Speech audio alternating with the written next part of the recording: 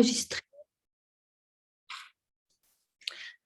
Et bonjour les étoilés de la santé, nous voilà avec Dominique qui va nous parler de son beau métier de naturopathe et de sa spécialisation. Je suis ravie de l'interviewer aujourd'hui. Toutes les femmes devraient écouter ce live. C'est parti. Bonjour Dominique. Bonjour Sophie, merci de m'accueillir au sein des Avec Étoilés de la plaisir. Santé. Grand plaisir d'être là, merci. Ah.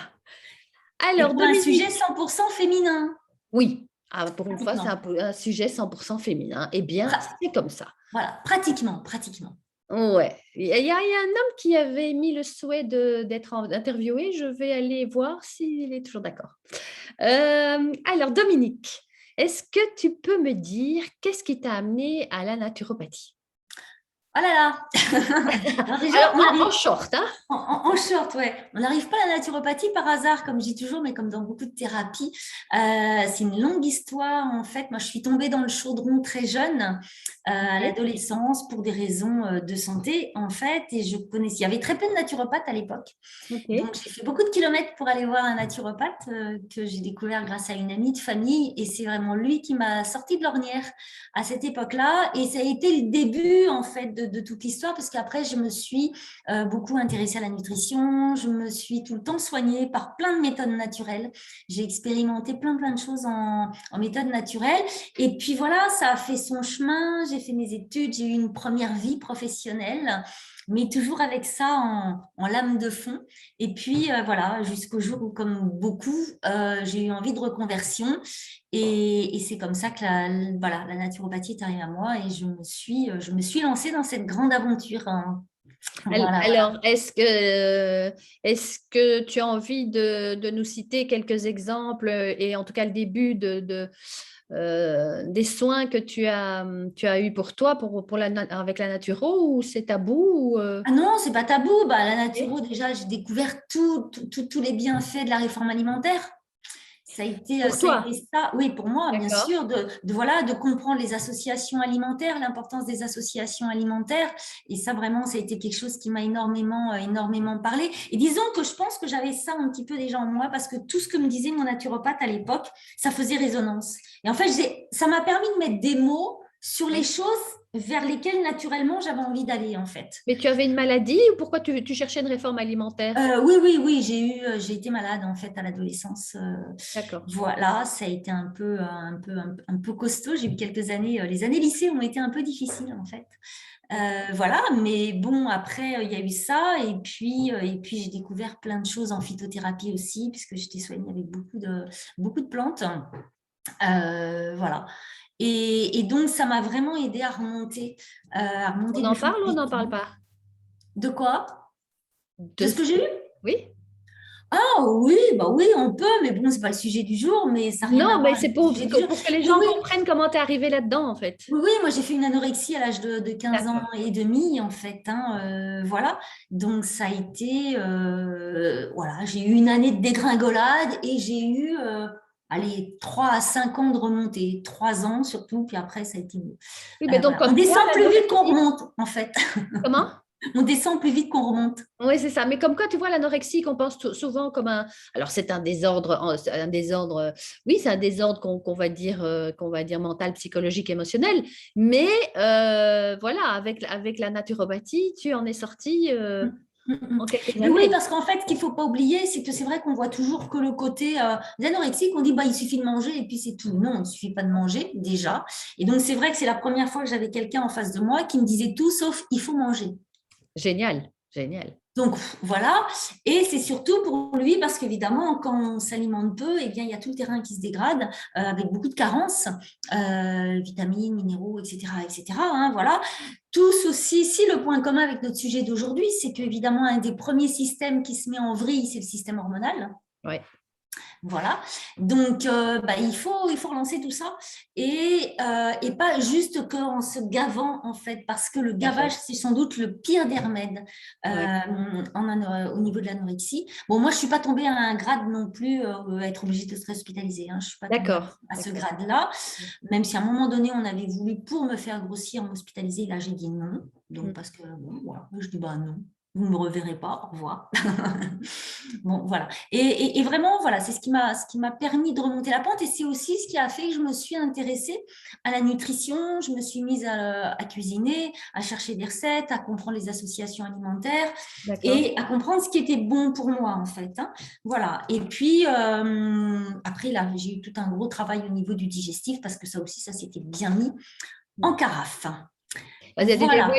il y a pas de hasard. Hein, je ne sais pas si tu m'avais déjà parlé de ça, je me rappelle peut-être, mais en tout cas, ma plus jeune cliente était une anorexique et qui est arrivée chez moi avec sa maman complètement désespérée parce qu'ils étaient passés par je ne sais pas combien de chemins, dont l'hospitalisation. Et en 2 séances, j'ai réussi à lui à faire à ce qu'elle accepte de manger, mais uniquement en lui posant des questions. Et la question qui a tout déclenché, ça a été, est-ce qu'il y a quelque chose que tu aimes manger pour l'instant? Parce que qu'est-ce que tu manges? Elle ne me dit pas grand-chose. Je dis, mais qu'est-ce que tu aimes manger pour l'instant? Et elle m'a répondu, je ne mange que des pommes. Eh bien, j'ai dit, c'est parfait. On va commencer avec ça. Tu vas demander à ta maman d'aller dans un magasin bio et tu vas acheter 5, 6, 7 variétés de pommes. Et tu ne vas manger que ça, mais tu vas changer les goûts, les textures. Et petit à petit, tu vas reprendre. Et c'est exactement ce qu'elle a fait. Ouais. Oui, non, mais voilà, c'est ça. Et bien sûr, parce que faire manger, si on ne rééquilibre pas le système nerveux et qu'on Voilà. ne nourrit pas le système nerveux, donc c'est là que les minéraux, le magnésium, enfin plein de choses comme ça vont être importantes. Voilà, enfin, il faut vraiment travailler sur différents plans. Et en tous les cas, et aussi se sentir compris, ça c'est super Ah important. oui, oui. Et Et moi, écouter. ces personnes que j'avais vues avant, je ne me sentais pas comprise. Alors déjà, c'est difficile de se sentir compris par son propre environnement familial, Ouais, alors ouais. qu'en plus, on a des médecins thérapeutes qui ne vous comprennent pas, ça ne le fait vraiment pas la peau. On est bien d'accord. Oui, c'est le principe de l'écoute. Hein. Il n'y a plus beaucoup en tout cas dans les médecins, la médecine classique allopathique, l'écoute, c'est pas vraiment leur point fort. Donc, malheureusement, c'est se tourner vers des thérapies douces, hein, thérapies alternatives, où là, il y a beaucoup plus d'écoute d'humain. Et heureusement, parce que maintenant, on a tout un panel à notre disposition, dont la naturopathie. Alors, qu'est-ce qui t'a amené à cette spécialisation? Donc, les cigognes tardent, qu'est-ce qui se passe avec toutes ces mamans qui voudraient être maman et qui ne peuvent pas être maman? Ouais, alors moi, c'est vrai, je me suis orientée plus spécifiquement vers l'accompagnement de la femme. Alors, je dis toujours, c'est l'accompagnement de la femme dans tous ces troubles de cycle et de la puberté à la ménopause. Alors, évidemment, ça fait un peu large, Oui, mais oui. en tous les cas, en commençant dès déjà les problèmes de puberté, aussi parce que j'ai aussi ma vie de cycle n'a pas été un long fleuve tranquille, on va dire ça comme ça. D'accord. Voilà, et pendant longtemps, j'ai plus subi en fait mes cycles que je les ai réellement vécu avec beaucoup de douleurs, de moments pénibles, et alors que ça peut être complètement autre chose, c'est-à-dire que les cycles, ça doit bien se passer en principe, hein, c'est pas quelque chose qui doit être douloureux, mais bon voilà, faut-il encore travailler sur les bonnes choses pour que ça se passe bien. Et il y a plein de choses à l'époque, évidemment, que je connaissais pas encore. Et aujourd'hui, eh bien, bon, j'ai envie de transmettre ça. Et au niveau de la grossesse, alors moi, j'ai eu la chance, malgré tout, parce que j'ai eu une grossesse, j'ai eu la chance donc d'être enceinte relativement facilement. Hein, voilà, j'ai pas eu ce Ça veut parcours du dire quoi combattant. facilement?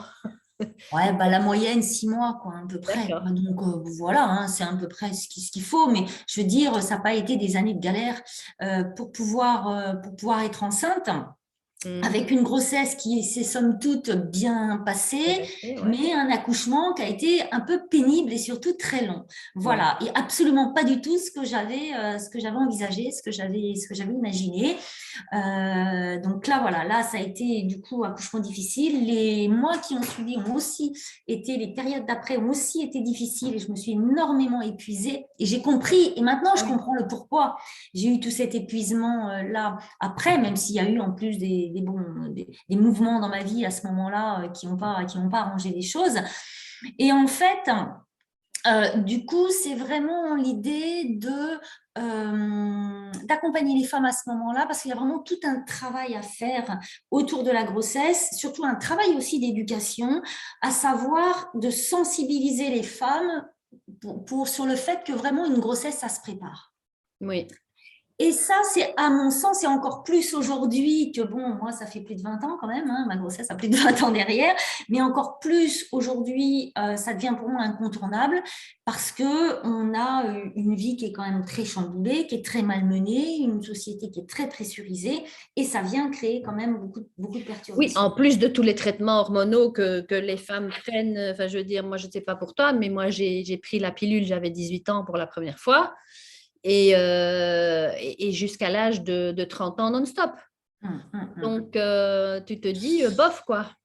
Voilà, voilà. Et maintenant, c'est encore pire, je t'avouerai, au niveau de la pilule. Encore pire à Encore quel pire. niveau? Eh ben, en fait, si tu veux, et ça fait partie aussi des problématiques que je rencontre et j'accompagne, c'est-à-dire que la pilule est donnée de plus en plus jeune. Ah oui, c'est ça. C'est-à-dire qu'on laisse pas. Il faut savoir que bon, la mise en place des cycles, ça peut prendre jusqu'à 2 ans Oui. pour que ça se régularise. Oui. Or maintenant, qu'est-ce qui se passe? Dès l'instant où des jeunes filles, elles ont des cycles un peu douloureux, un peu difficiles, vont voir le gynécologue. Gynécologue, pas de problème, j'ai une solution. Hop, je vous colle la pilule. Et on colle la pilule à partir de 15 ans. Oui, oui, Ce qui oui. est hallucinant. Moi, j'ai vu des personnes, des jeunes femmes qui, en fait, même pas 30 ans, elles ont peut-être 25 ans, elles ont plus vécu sous pilule que sans. C'est-à-dire que des cycles sans pilule, elles en ont eu très peu. Ce qui est Oui. complètement hallucinant. Mais oui, mais c'est ça. Mais la preuve, moi, jusqu'à 30 ans, je n'ai pas eu de cycle. Voilà. Et en fait, qu'est-ce qui se passe? En plus, de plus en plus, on donne des pilules qui sont en continu, donc comme ça, il n'y a pas de cycle du tout. Donc Ah oui. là, on est encore plus tranquille. Et ce qui fait que ça ne fait que masquer en fait la problématique, puisque le jour où ces femmes arrêtent la pilule parce qu'elles veulent un enfant, leur cycle s'était pas mis en place avant. Alors, tu penses bien que c'est pas maintenant qu'ils vont vraiment se mettre en place. Donc, ça peut être très très long. Elles peuvent être pendant des mois et des mois, quand c'est pas des années, sans cycle du tout, parce que ça revient pas, la machine se remet pas en route. Donc, il faut relancer tout ça, ou alors avec des cycles très, très, Très très irrégulier. variables. Oui. Très, très variables. Donc, en fait, ça ne vient absolument pas arranger les choses. Donc, ça, c'est des problématiques. On ne dit pas aux jeunes filles non plus à partir du moment où elles prennent la pilule, que les pilules sont des mangeuses de vitamines et de minéraux. Hein. Donc, ça, c'est vraiment un gouffre. Et c'est un médicament, et comme tout oui. médicament chimique, au niveau du foie, ça ne vient pas nous arranger les choses. Tout à fait. Et ça peut faire prendre du poids. Le foie qui gère les hormones en plus. Hein. Voilà. Et le foie est quand même très important au niveau de l'équilibre de la santé. Enfin, moi, ce n'est pas compliqué. L'équilibre de la santé, si tu veux, je le dessine très simplement. Tu fais un triangle, et puis les trois éléments importants, et avec un au milieu, c'est système nerveux, système immunitaire, système endocrinal, et au milieu, on met le digestif. Et dans le digestif, surtout, le couple infernal foie-intestin. Et moi, je l'appelle le couple divin. Hein. Alors, désolé, mais on n'a pas les mêmes termes. Moi, oui, bon, d'accord, le couple divin, d'accord. Enfin, c'est les inséparables, quoi. C'est le duo. Et en fait, c'est un peu comme un tabouret à 3 pattes. Si on enlève une patte, il est déséquilibré. Oui. Et bien là, c'est exactement la même chose. C'est-à-dire que ces trois-là, en fait, ils fonctionnent de pair et ils interfèrent en permanence. Le système nerveux, quand il est trop chamboulé, ça vient nous mettre à plat le système immunitaire, ça vient perturber le système endocrinien. Il faut savoir que comme le système nerveux est aussi au niveau du digestif, puisqu'on a un système nerveux entérique qui est en rapport avec le système nerveux central, les deux communiquent très bien et donc viennent tout perturber.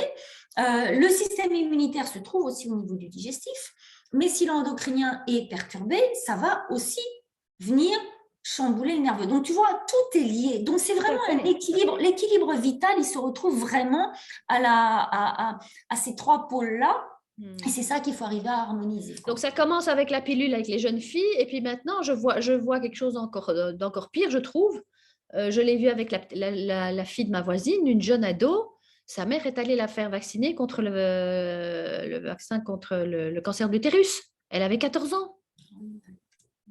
Donc, voilà, à un moment donné. Alors, quels sont les problèmes que tu rencontres le plus souvent auprès de ces femmes les problématiques des ados Alors, ce que l'on voit de plus en plus jeune, et ça aussi, ça explose à l'heure actuelle. Alors, avant, peut-être que c'était mal connu, c'est pour ça qu'on en parlait moins, mais quand même, j'ai quand même le sentiment que c'était quelque chose dont on entendait beaucoup moins parler. C'est les problèmes d'endométriose.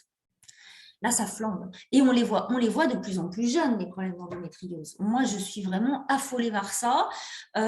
Donc, évidemment, ça vient perturber la fertilité, voire ça vient carrément l'empêcher. quand c'est vraiment à des stades assez, Oui, assez alors que ce n'est importants. pas une fatalité. Hein. Il ne faut pas rentrer dans la fatalité de la maladie, on est bien d'accord. Mais On qu'est-ce est bien que d'accord. ça comment? Pourquoi est-ce qu'il y aurait, selon toi, plus d'endométriose? Bah, attends, alors, tu as l'endométriose, mais après, tout se regroupe. Tu as les syndromes d'ovaires polykystiques. Oui, Bon, les syndromes prémenstruels, oui, cycle tout déréglé, etc. Et qu'est-ce qui fait, en fait, je dirais un peu le point commun de tout ça, c'est un terrain intoxiqué, un terrain inflammé et beaucoup de stress. ah voilà. Donc, en fait, si tu veux, le corps, et c'est pour ça qu'aujourd'hui, moi, je dis vraiment que la préparation à la grossesse est incontournable, parce qu'on est tellement soumis maintenant à de multiples sources de pollution. Et rien que le stress est une source de pollution aussi et va générer de l'inflammation. Donc, en fait, le stress va générer de l'inflammation et plus plein de Ça pollution acidifie aussi beaucoup le environnementale. terrain. Hein. Et ça acidifie beaucoup le terrain. Et qu'est-ce que je voulais dire? Je sais plus, mais ça va revenir. Toutes sortes de pollutions par l'air, par l'eau, par l'alimentation, beaucoup de perturbateurs endocriniens que l'on a partout et même chez soi, dans les tissus, dans les meubles, dans tout plein de choses comme ça, dans les produits ménagers qu'on utilise. Donc, le corps est vraiment, il baigne dans un univers pollué. Donc, c'est pour ça que c'est vraiment important de le régénérer. Et qui dit évidemment beaucoup de pollution, qui dit qu'il y a de l'intoxication, qui dit qu'il y a tout ça, dit aussi qu'il y a beaucoup de carences en micronutriments. Oui. Donc en vitamines, en oligo-éléments. Et dans les carences qu'on va retrouver le plus, on a le magnésium, on a le fer, le sélénium, les vitamines du groupe B, la vitamine D et l'iode.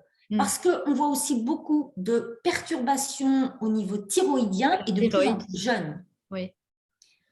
Donc, tu vois, avec tout ça, il y a vraiment besoin de remettre le terrain à niveau. Mais moi, je Oui, c'est compare ça. toujours la Comme dans un grossesse. potager, hein? Exactement. Voilà. Je compare toujours les deux, en fait. Oui. Hein, et ça ne nous viendrait pas l'idée de vouloir planter, avoir des beaux légumes sur un terrain qui est tout en friche, en vrac, etc., qui n'a pas été nettoyé, qui a été tout pollué. C'est exactement la même chose. Oui, oui, Et ce travail, il est à faire. C'est pour ça que tout à l'heure, je disais non, mais ça concerne aussi un peu les hommes. C'est-à-dire qu'idéalement, ce travail, il est à faire en couple. Voilà. Parce que les deux participent à la procréation. Il n'y a pas que, même si c'est la femme qui porte l'enfant pendant 9 mois, n'empêche que pour que la procréation fonctionne, il faut avoir des bons terrains chez les deux parents. Eh bien oui, la qualité des spermatozoïdes et des ovules en dépend, donc il faut que le terrain soit bon des deux côtés, on est bien d'accord. Et puis, et quand tu parles de thyroïde, oui, je viens de sur une formation qui a vraiment fait le lien entre non seulement, alors l'iode, on le sait depuis longtemps, mais des perturbations de la thyroïde en lien avec justement le système digestif et surtout la flore intestinale. Voilà. Donc, et comme le stress va bousiller tout ça, alors dans le stress, mais ce que les gens oublient, alors je vais en parler là maintenant parce que comme je lance mon école la semaine prochaine après les vacances, dans les 2 modules que je lance, il y a l'immunité. Et il y a très, très peu de gens qui savent que la première réaction de l'immunité, c'est de l'inflammation. Et ce n'est pas le système immunitaire inné ou n'importe, non, c'est l'inflammation. C'est déjà une réaction immunitaire. Et donc, ces personnes, ces jeunes sont en permanence dans un système immunitaire déclenché parce qu'elles ne mangent pas bien, parce qu'elles ne vivent pas bien, parce que pour mille et une raisons. Et donc, le système inflammatoire est en permanence mis en route, quoi. Mais oui, mais quand tu sais que tu as 80% des cellules immunitaires qui sont au niveau de l'intestin, bah ouais. Et que dans l'intestin, tu as aussi des neurotransmetteurs. Ouais. Qui viennent calmer le jeu, mais si l'intestin est tout inflammé, c'est le premier quand même qui est en première ligne et qui va s'inflammer. Et donc derrière ça, et puis toutes les réactions auto-immunes derrière.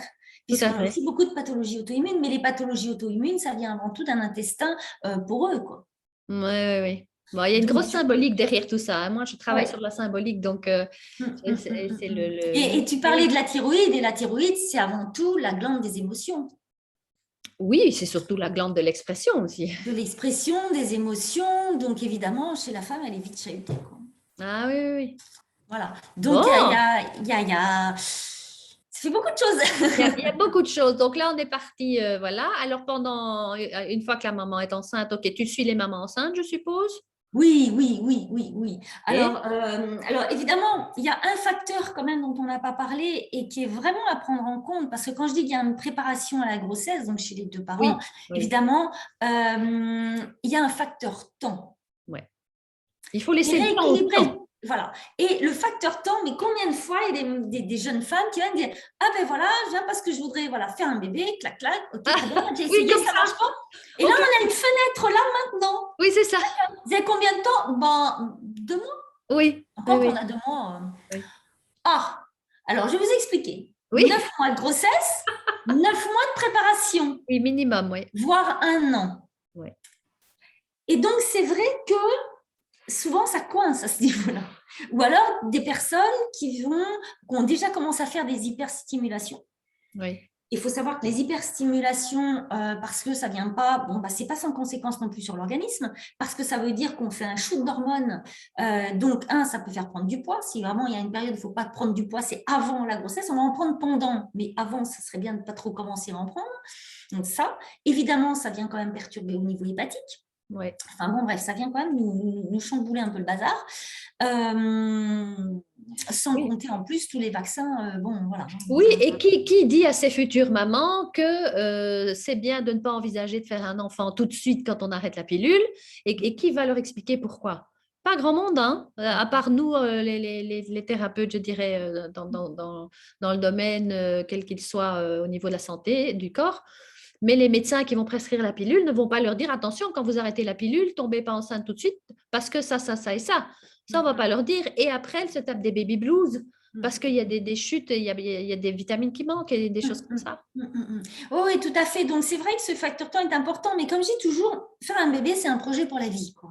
C'est une entreprise pour la vie. Oui, Et quand on veut créer une activité, bah, on prend un temps de préparation. On ne va pas la lancer comme ça. Tiens, je me suis levée ce matin c'est en me du disant que… management.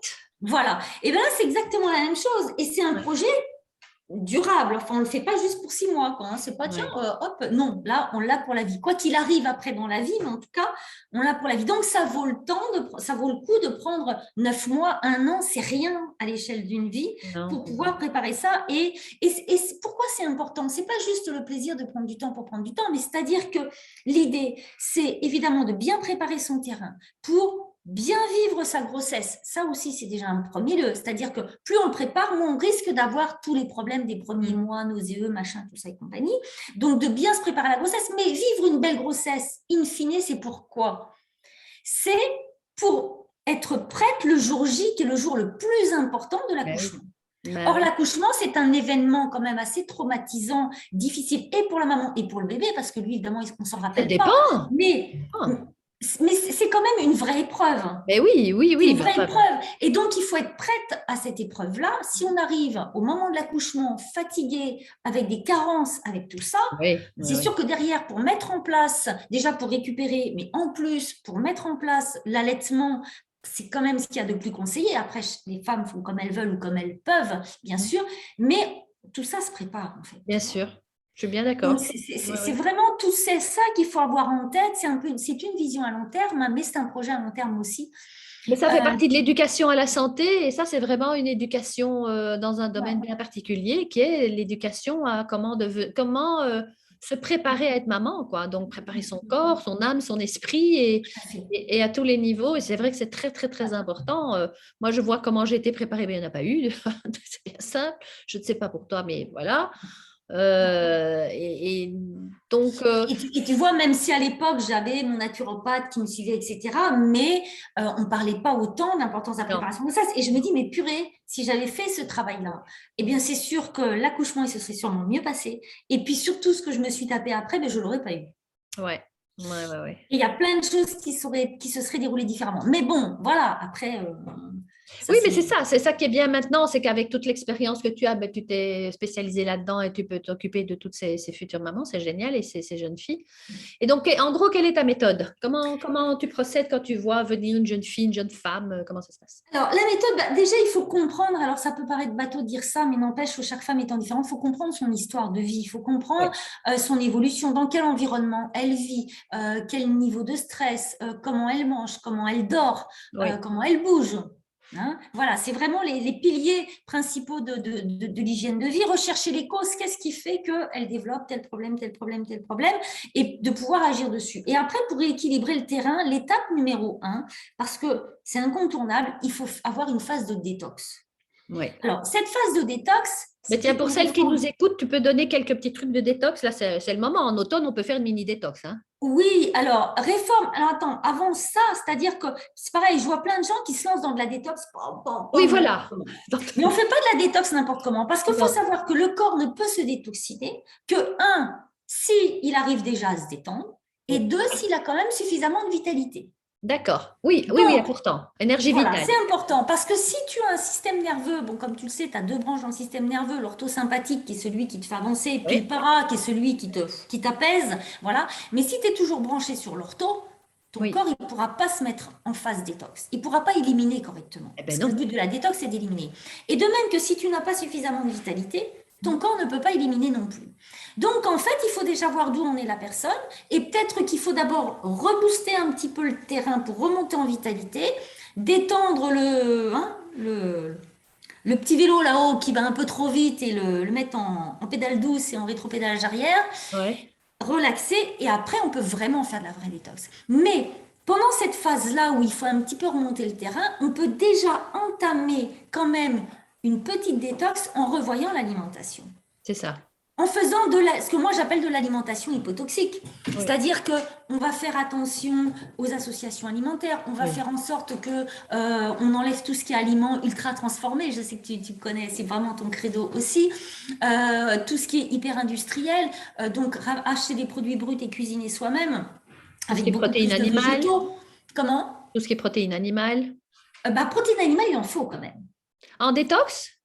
Mais ta protéine animale est protéine animale. C'est-à-dire qu'il ne faut pas oublier que quand même, et ça, alors oui, c'est un point super important ce que tu soulèves là. Okay. Parce que tu as beaucoup de femmes qui ont du mal à procréer parce que justement, elles ne mangent pas assez de protéines.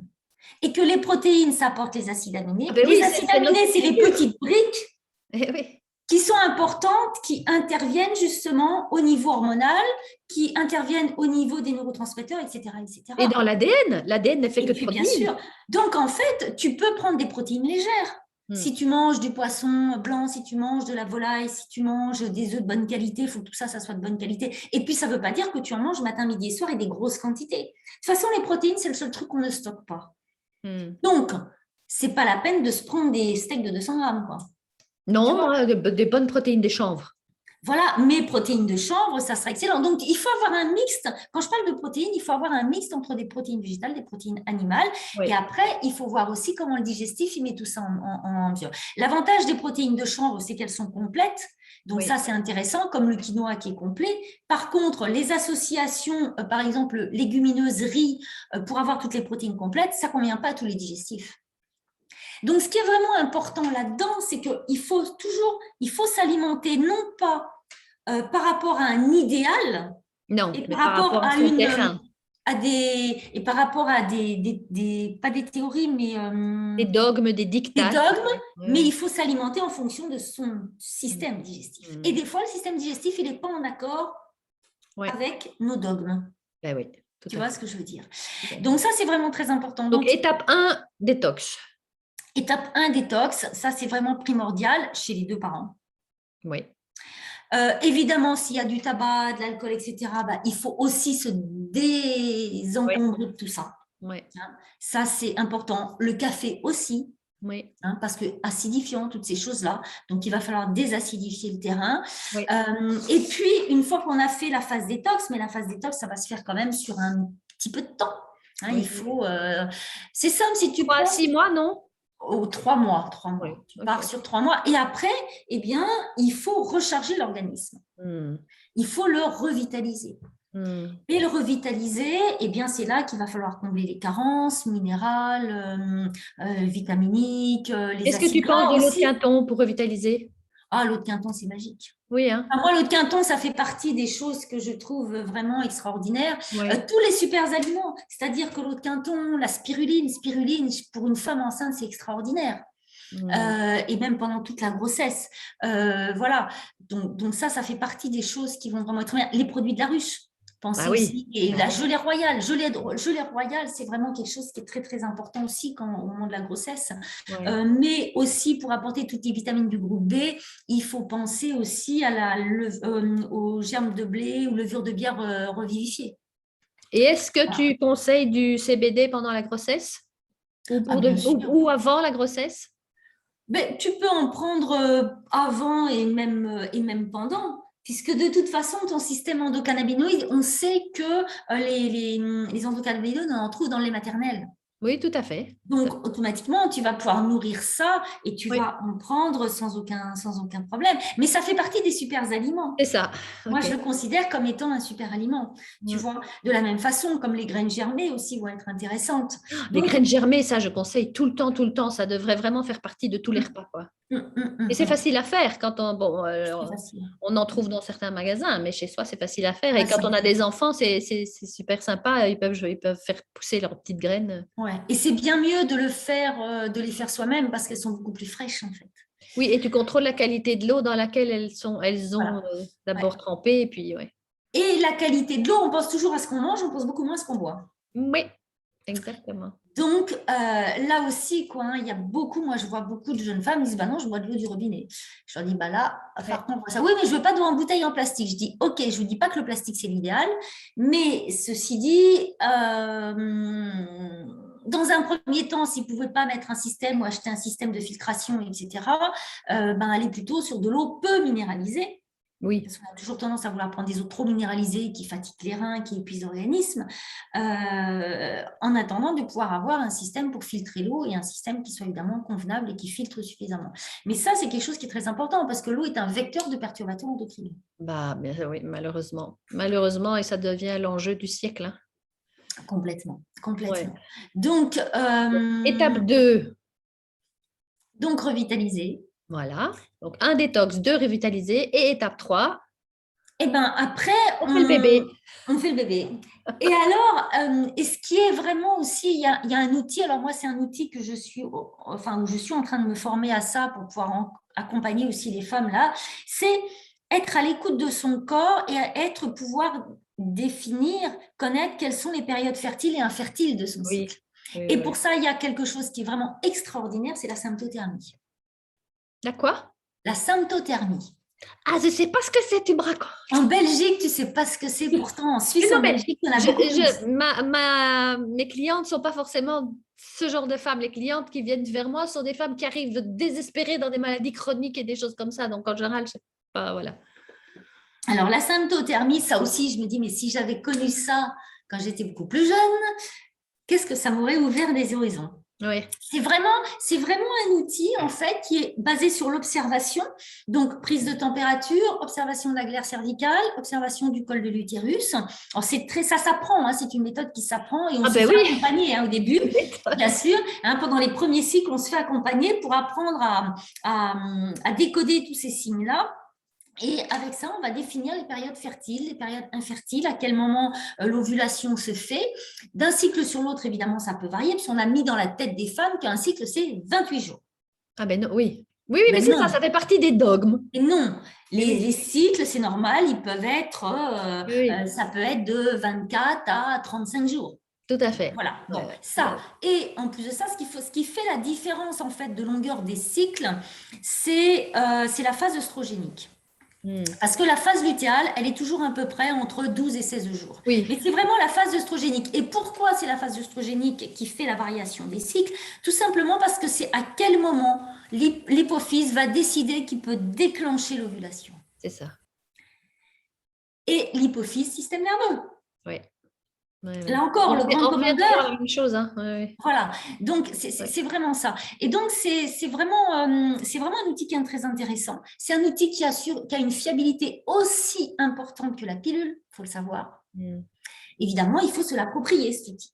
Oui, ça Donc, s'apprend. il y a des formations sans e-plan et autres, des formations pour suivre ces cycles comme ça naturellement. Et ce qui est encore mieux, c'est quand on peut suivre ça et le faire en couple, parce que du coup, il y a aussi cette une intimité. Voilà, et que l'homme ait pu aussi mieux comprendre comment réagit la femme, de quoi sont faits ces cycles, quelles sont les variabilités dans le cycle, etc., etc. Mais ça permet aussi, en connaissant ces périodes fertiles et ces périodes infertiles, eh bien, quand on veut procréer, de pouvoir avoir des rapports au bon moment, quoi. Oui, tout à fait. Et pareil pour les jeunes filles, les jeunes femmes, jusqu'à ce qu'on soit ménopausée. C'est pas encore très connu et très Non, couru, non. mais on apprend à réguler, enfin, à gérer les menstruations sans tampon, sans Mm. serviette, sans rien. Oui, Tout comme on gère le flux urinaire, eh bien, on gère le flux sanguin qui va ouais, s'écouler. ouais. Et ça s'apprend, donc on Oui, n'est pas obligé de mettre des protections. Alors, je sais que quand j'en ai parlé, notamment à la chouchouche de mon fils, elle a ouvert des yeux comme ça, elle n'était pas au courant, quoi. ouais, Mais, ouais, mais oui, ouais. oui, ça s'apprend. Il y a des femmes qui apprennent tout ça et on peut régler ça et c'est tout à fait naturel. Tout à fait Ouais. naturel. Et ce que je trouve magnifique avec cet outil, la symptothermie, c'est qu'en même temps, et justement, moi, mon but, c'est ça, parce que je me forme à ça pour être conseillère en symptothermie Oui, et pour pouvoir faire de l'éducation auprès des jeunes filles et que voilà, ça leur permette de s'approprier leur corps, de voilà, comprendre comment leur corps fonctionne, de comprendre leur cycle, de comprendre aussi les 4 saisons du cycle. exact. Et vraiment, et de comprendre que oui, c'est normal qu'il y ait des variations d'humeur, des variations d'énergie dans ce cycle, parce qu'il y a des périodes où, en effet, en fonction des sécrétions hormonales, eh bien, on va être en pleine énergie. D'autres moments, on va avoir envie de se mettre un peu Mais en comme en retrait, etc. été, dans les quatre Voilà. saisons de la météo, eh bien, Ouais. pareil dans notre Ouais, corps, ouais. c'est tout à fait. Ouais. Et ça, c'est vraiment à tous les niveaux. Je trouve que c'est vraiment un outil magnifique. Et donc, voilà. Donc, moi, je suis en pleine formation là-dedans pour C'est pouvoir génial, apporter c'est ça encore en génial. plus. Et alors, il y a pour accompagner ces femmes aussi, mais ça, c'est déjà peut-être plus. Non, je pense que c'est aussi dans le processus, à mon avis, vous travaillez main dans la main, ce sont les sages-femmes, les doulas.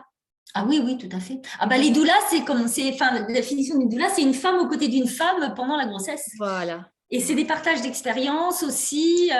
Alors, c'est vrai que les doulas, bon, moi, je connais ça depuis très longtemps. J'ai une amie, enfin, une naturo qui est naturopathe comme moi, pas dans la même région, mais qui est aussi doula. Et en fait, le truc, c'est que les doulas ont du mal un petit peu à émerger parce que souvent, les sages-femmes les prennent un petit peu pour des concurrentes, Oui, alors que c'est ça n'a ça. rien à voir. Non, bah non. La sage-femme est là pour le côté vraiment médical et la doula est là pour être à l'écoute, pour soutenir, Oui, puis pour tout le donner côté quelques énergétique conseils. aussi. Comment? Et puis tout le côté énergétique, moi, Oui, la oui, doula que je oui. connaissais, elle accompagnait, enfin, elle accompagne la maman, la future maman, et donc elle sait exactement quelle semaine, qu'est-ce qui est créé au niveau du fœtus, et donc énergétiquement, on va travailler sur l'énergie du foie qui va apparaître, ou l'énergie des yeux qui vont apparaître, ou l'énergie des dents, enfin, elle travaille au niveau énergétiquement, Ouais, donc je trouve que ça ouais, matche vachement bien ensemble, ouais, ce ouais. duo. Oui, oui, oui, oui, non, non, mais ça, c'est vraiment très, très important.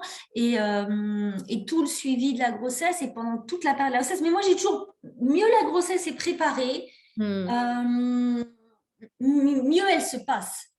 Donc le C'est-à-dire maître que la mot, en grossesse fait, se ce passera serait d'autant préparation. mieux qu'elle aura été bien préparée. Voilà. Maintenant, évidemment, ça reste un mystère de la vie, donc il peut toujours y avoir quelque chose, il peut toujours avoir un grain de sel. Et puis aussi parce que 9 mois, c'est court et c'est long en même temps. C'est-à-dire que 9 mois de grossesse, il peut y avoir un événement. Imagine que tu as le décès d'un parent Oui, oui, proche, que oui. tu as un accident.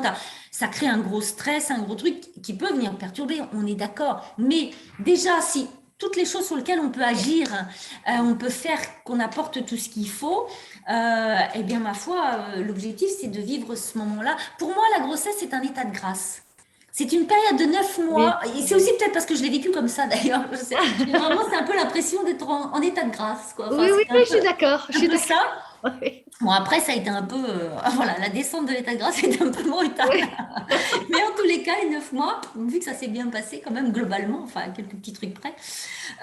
Donc, c'est vraiment de vivre ça, voilà, et de se préparer à l'accouchement. Et ça, c'est vraiment important d'accueillir ça, en fait, d'être autour de ça. Enfin, Et c'est parce que un c'est mot vrai que que un mot que j'ai entendu souvent dans l'interview, c'est mes préparations. Donc, on pourrait dire que le maître mot, en fait, c'est la préparation. ouais, Comme ouais, dans une entreprise ou dans une conférence, enfin, n'importe quoi, on prépare toujours. C'est la préparation, on est bien d'accord. Bon, ben ouais. merci Dominique. Alors, tu nous donnes quel mot de la fin tu as envie de nous donner?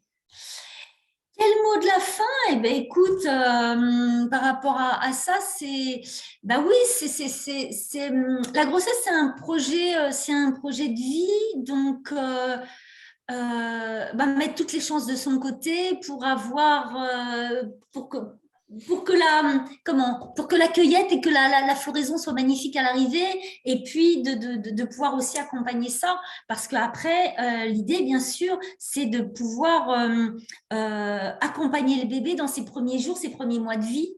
Et donc, que si l'accouchement se passe bien, que l'allaitement se passe bien et que le bébé, ses premiers moments de vie, pour que c'est là que tout débarre, où il faut soutenir la vie pour qu'après, la vie prenne bien forme et s'incarne bien, en fait. Voilà. Donc, c'est vraiment tout un processus. Et comme je dis toujours, c'est un projet au long cours. Il faut vraiment le voir comme ça. C'est un projet au long cours avec plusieurs étapes. Et que, ma foi, oui, ça demande du temps, mais bon, à l'échelle d'une vie. Donc, en fait, c'est faciliter le voyage de la cigogne et lui préparer des étapes géniales pour qu'à la fin, elle apporte ce bébé. Ouais, complètement. Génial. Merci beaucoup, Dominique. Avec plaisir. Super. Eh bien, à bientôt. Et j'espère qu'il y a plein de futures mamans, de jeunes filles, de jeunes mamans, même de grand-mères, comme je le disais, pour leurs petites filles. Enfin, voilà, c'est toutes les générations devraient écouter ce que tu viens de raconter, parce que maintenant, l'éducation, c'est quoi? Eh bien, c'est aussi partager, c'est transmettre. Voilà, j'ai vu une telle vidéo avec plein d'infos géniales. Hop, regarde là, ça va te servir. Donc, on a tous à un moment donné, j'espère qu'il y a plein de monde qui va regarder cette interview. Merci à toi, Sophie, en tous les cas, pour ce bon moment. Merci, Dominique. À bientôt. À bientôt. Au revoir, les étoilés de la santé.